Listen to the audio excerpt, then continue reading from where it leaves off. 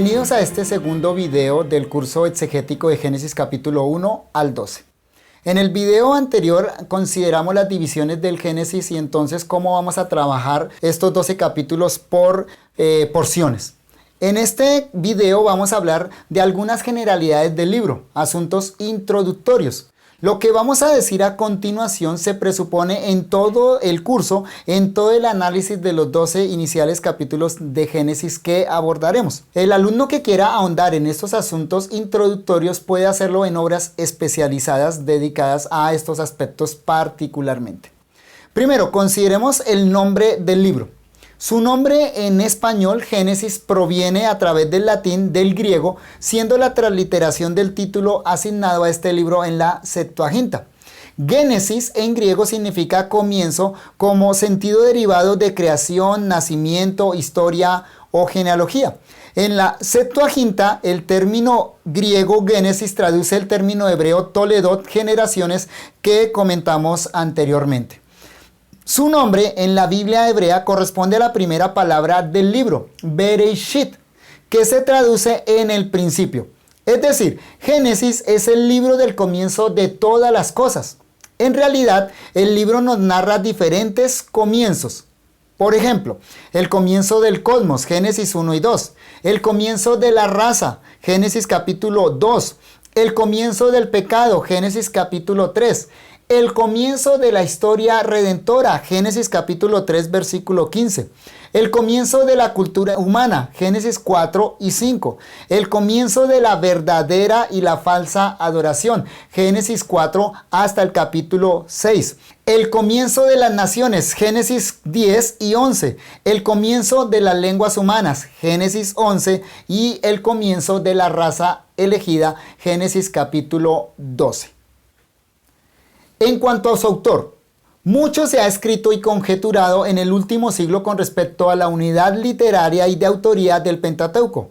Hasta el siglo XIX nadie había puesto en tela de juicio a Moisés como el autor del Pentateuco. Así era aceptado tanto por la tradición judía como por la tradición cristiana. Pero a mediados del siglo XIX, Julius Wellhausen propuso lo que posteriormente sería conocido como la teoría documentaria. En realidad, Wellhausen fue el genio compilador de varias ideas que ya venían circulando décadas atrás. Su genio consistió en señalar ciertas evidencias al interior del Pentateuco que indicaban diferentes autores o por lo menos diferentes fuentes que dieron origen al libro. A partir de la propuesta de Wellhausen, los críticos bíblicos fueron elaborando dicha teoría que finalmente propuso 4 documentos detrás del Pentateuco, escritos en diferentes épocas y por diferentes hombres, y que varios redactores fueron compilando hasta llegar a la edición final en épocas tan tardías como la posterior al cautiverio. En resumen, la teoría documentaria dice que hay 4 documentos detrás del Pentateuco. Primero, un documento yavista o la tradición yavista que proviene del siglo X a.C. aproximadamente y que tiene como característica principal el uso del nombre divino Jehová, o como le dirían los judíos, Adonai, el tetragramatón sagrado. En segundo lugar, el documento eloísta o conocido como escrito o compilado a mediados del siglo 9 a.C., teniendo como principal característica el uso del nombre divino Elohim, Dios.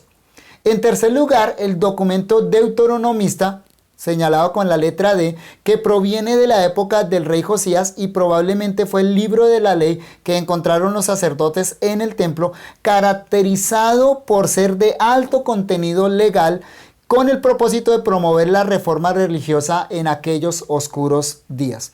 Y en cuarto lugar, el documento sacerdotal OP de origen posterior al retorno del cautiverio babilónico de alto contenido ritual. De acuerdo con esta teoría, la religión de Israel no es producto de la revelación divina, sino de la evolución religiosa en el pueblo judío y del genio literario de varios redactores que, en diferentes épocas, unieron estos diversos documentos hasta lograr la joya literaria que hoy conocemos bajo el nombre de Pentateuco o Torá, como le llaman los judíos. En épocas más recientes, esta teoría ha sido seriamente puesta en duda no solo por teólogos conservadores, sino también por liberales. Sin entrar en detalles técnicos, podemos decir que los argumentos para dividir el texto hebreo en los diferentes documentos carecen de solidez. Por ejemplo, el argumento de la doble narración de diversos eventos, como en el caso de la creación, es fácilmente desvirtuado al considerar que no son repeticiones superfluas, sino que obedecen a propósitos específicos, como tendremos ocasión de ver al comentar dicho texto. Otro argumento es el uso de los nombres divinos diferentes, lo cual no aplica bien cuando, por ejemplo, se usan nombres compuestos como Jehová Dios, Adonai Elohim en hebreo. El Génesis, entonces, debe ser considerado bajo la unidad del Pentateuco. Es interesante que, aunque se ha puesto en duda la unidad literaria del Pentateuco o que Moisés sea su autor, nunca se ha negado que el Pentateuco como obra final, es decir, tal y como lo tenemos ahora, sea un solo libro. La tradición judía así lo reconoce, llamando a esta unidad HaTorah, la ley. Nosotros le llamamos Pentateuco y dividiéndolo en 5 rollos que se conocen como los 5 quintos de la ley. Hamishah Humshei Torah le llaman los judíos. Es fácil ver esta unidad del Pentateuco por la forma en que comienzan sucesivamente cada libro. El libro de Éxodo comienza diciendo y estos son los nombres. El libro de Levítico comienza diciendo y llamó Jehová. El libro de Números comienza diciendo y habló Jehová. Y el libro de Deuteronomio en algunos manuscritos hebreos comienza diciendo y estas son las palabras. Cada uno de estos libros comienza con una I que indica unidad literaria. Así reproduciendo fielmente el texto hebreo. De manera que la autoría del Génesis se establece con la autoría del Pentateuco. Para nosotros, el argumento determinante para rechazar la teoría documentaria o cualquier otra que quiera negar la unidad literaria o paternidad mosaica del Pentateuco es el testimonio de la misma Escritura y especialmente de nuestro Señor Jesucristo. El mismo Pentateuco afirma ser la obra de Moisés. Notemos. Éxodo 17:14. Y Jehová dijo a Moisés, escribe esto para memoria en un libro. Éxodo 24:4. Y Moisés escribió todas las palabras de Jehová. Números 33:2. Moisés escribió sus salidas conforme a sus jornadas por mandato de Jehová. Deuteronomio capítulo 31 versículo 9. Y escribió Moisés esta ley. Y Deuteronomio capítulo 31 versículo 24. Y acabó Moisés de escribir las palabras de esta ley en un libro hasta concluirse. Así que, de acuerdo al testimonio del propio libro del Pentateuco, Moisés es su escritor. Pero el resto del Antiguo Testamento uniformemente señala también a Moisés como el autor de esta obra. Observemos algunos textos. Josué capítulo 8 versículo 31, como está escrito en el libro de la ley de Moisés, haciendo referencia a Éxodo 20:25. Josué capítulo 8 versículo 32, también escribió allí sobre las piedras una copia de la ley de Moisés. Segunda de Reyes capítulo 14 versículo 6, conforme a lo que está escrito en el libro de la ley de Moisés, donde Jehová mandó diciendo, no matarán a los padres por los hijos, ni a los hijos por los padres, sino que cada uno morirá por su propio pecado, haciendo referencia a Deuteronomio capítulo 24 versículo 16.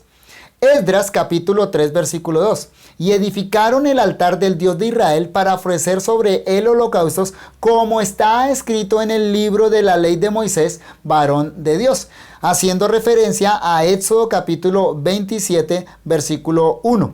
Y Daniel capítulo 9 versículo 11. Todo Israel traspasó tu ley, apartándose para no obedecer tu voz, por lo cual ha caído sobre nosotros la maldición y el juramento que está escrito en la ley de Moisés, siervo de Dios, porque contra él pecamos. Además, el Nuevo Testamento no tiene reparo alguno en afirmar que el autor del Pentateuco es Moisés. Notemos, Mateo capítulo 8 versículo 4, presenta la ofrenda que ordenó Moisés, haciendo referencia a Levítico 14.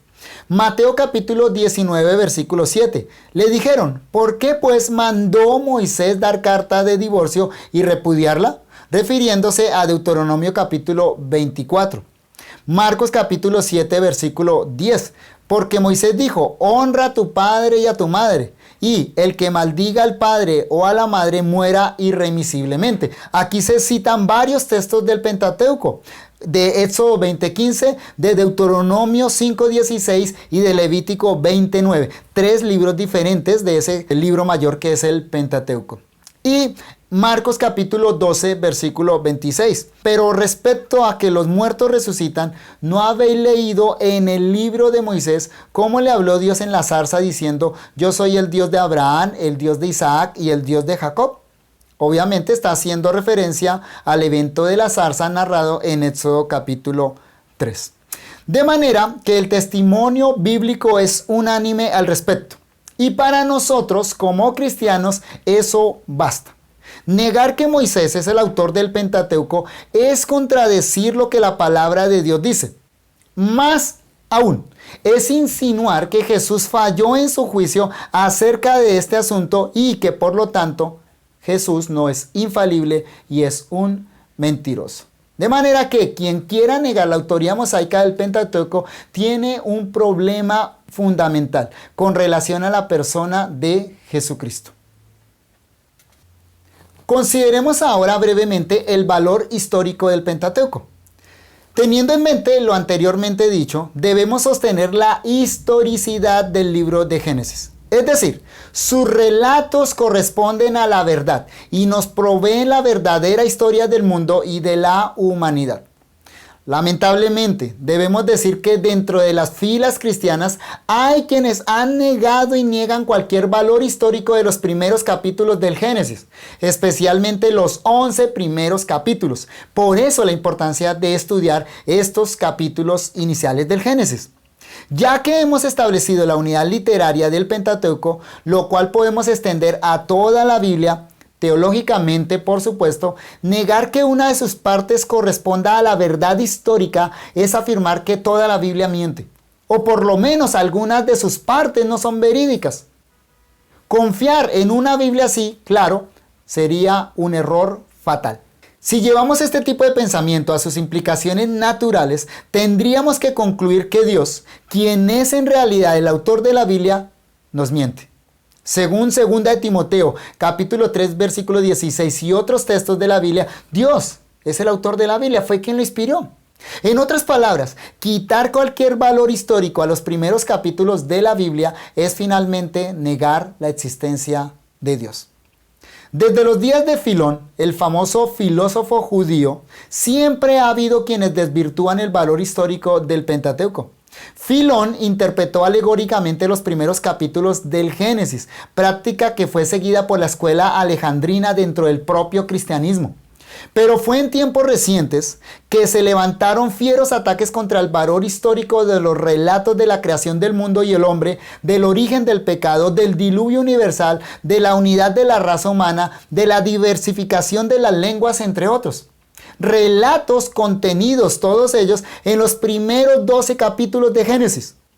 Por supuesto, el aumento de tales ataques coincidió con el auge de las ciencias naturales y el resurgimiento de la filosofía dialéctico-materialista. Este no es el espacio para debatir tales argumentos, y gracias a Dios mucho se ha escrito en las últimas décadas por eruditos cristianos en los diferentes campos. De manera que lo mejor que podemos hacer es invitar al estudiante a leer tales tomos que proveen argumentos contundentes a favor del cristianismo. Por nuestra parte, volvemos al argumento final que define todo debate para un cristiano: el testimonio de nuestro Señor Jesucristo. A continuación, recopilamos varios textos donde Jesús mismo se refiere a eventos y personajes relacionados en el Génesis como históricos. Mateo capítulo 19, versículos 4 al 6. Él, respondiendo, les dijo: ¿no habéis leído que el que los hizo al principio varón y hembra los hizo? Y dijo: por esto el hombre dejará a padre y madre y se unirá a su mujer, y los dos serán una sola carne. Así que no son ya más dos, sino una sola carne. Por tanto, lo que Dios juntó, no lo separe el hombre. Aquí Jesucristo está reconociendo la historicidad del relato de la creación. Génesis 1 y 2. Mateo capítulo 24, versículo 37. Mas como en los días de Noé, así será la venida del Hijo del Hombre. Jesús está reconociendo la historicidad del relato del diluvio, la historicidad de Noé. Negar la historia de Noé es entonces también negar la segunda venida de Cristo, que es el punto de comparación en este texto. Mateo capítulo 10, versículo 15. De cierto os digo que en el día del juicio será más tolerable el castigo para la tierra de Sodoma y de Gomorra que para aquella ciudad. Marcos capítulo 12, versículos 26 y 27. Pero respecto a que los muertos resucitan, ¿no habéis leído en el libro de Moisés cómo le habló Dios en la zarza, diciendo: yo soy el Dios de Abraham, el Dios de Isaac y el Dios de Jacob? Dios no es Dios de muertos, sino de vivos, así que vosotros mucho erráis. Para el resto del Nuevo Testamento, la historicidad de tales relatos está directamente ligada a las profundas realidades teológicas, de manera que negarles cualquier valor histórico es negar las verdades teológicas centrales de nuestra fe cristiana. Notemos dos textos únicamente. Miren cómo los apóstoles ven los relatos del Génesis. Romanos capítulo 5, versículos 12 al 14. Por tanto, como el pecado entró en el mundo por un hombre, y por el pecado la muerte, así la muerte pasó a todos los hombres por cuanto todos pecaron. Pues antes de la ley había pecado en el mundo, pero donde no hay ley no se inculpa de pecado. No obstante, reinó la muerte desde Adán hasta Moisés, aun en los que no pecaron a la manera de la transgresión de Adán, el cual es figura del que había de venir. Es decir, en palabras del apóstol Pablo, la realidad del pecado mundial, del pecado que llegó a todos los hombres, está basada en la realidad histórica de Adán. Pero más aún, esa realidad histórica de Adán y su pecado que fue transmitido a toda la raza es la base para hablar de un perdón de los pecados en Jesucristo para otros, para aquellos que ponen su confianza en Él. Segunda de Pedro capítulo 3 versículos 3 al 10. Sabiendo primero esto, que en los postreros días vendrán burladores, andando según sus propias concupiscencias, y diciendo: ¿dónde está la promesa de su advenimiento? Porque desde el día en que los padres durmieron, todas las cosas permanecen así como desde el principio de la creación. Estos ignoran voluntariamente que en el tiempo antiguo fueron hechos por la palabra de Dios los cielos y también la tierra, que proviene del agua y por el agua subsiste, por lo cual el mundo entonces pereció anegado en agua. Pero los cielos y la tierra que existen ahora están reservados por la misma palabra, guardados para el fuego en el día del juicio y de la perdición de los hombres impíos. Mas, oh amados, no ignoréis esto, que para con el Señor un día es como 1000 años y 1000 años como un día. El Señor no retarda su promesa, según algunos la tienen por tardanza, sino que es paciente para con nosotros, no queriendo que ninguno perezca, sino que todos procedan al arrepentimiento.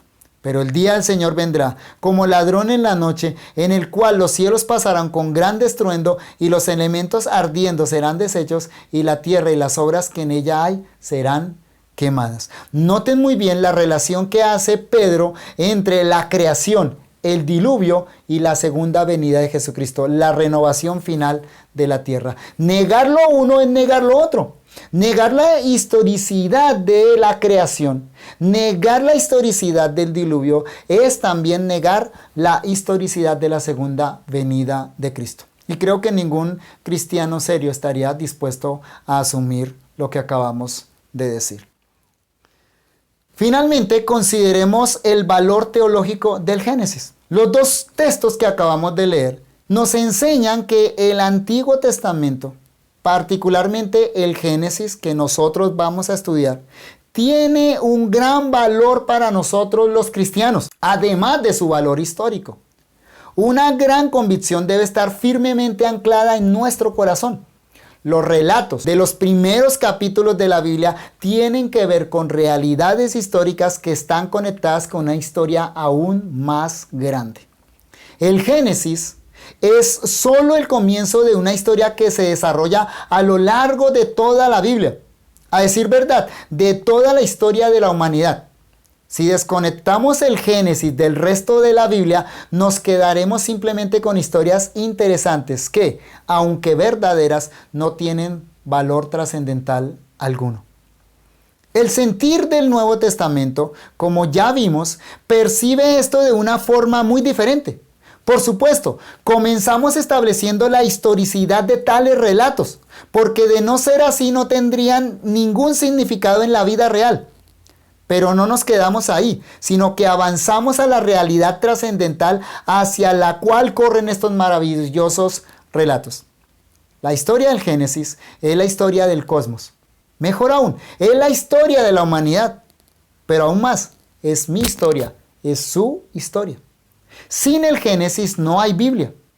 De sus primeros capítulos se desprenden todas las grandes verdades teológicas que luego se desarrollarán a lo largo de la historia redentora. En el Génesis encontramos las semillas de las principales doctrinas distintivamente cristianas. La existencia de Dios, la creación de la nada, la imagen de Dios en el hombre, el matrimonio monogámico y vitalicio, el pecado original, la existencia de Satanás, la promesa del Redentor, la corrupción de la carne, el juicio divino, el pacto de Dios, la fe en Dios, entre otras. Entonces, no exageramos al decir que el libro del Génesis es el comienzo, la base y la fuente de nuestro cristianismo. Quitemos el Génesis y tendremos que borrar toda la Biblia. Los invitamos a continuar con nuestro estudio a partir del próximo video ya en Génesis capítulo 1, versículo 1. Gracias por conectarse. Bendiciones.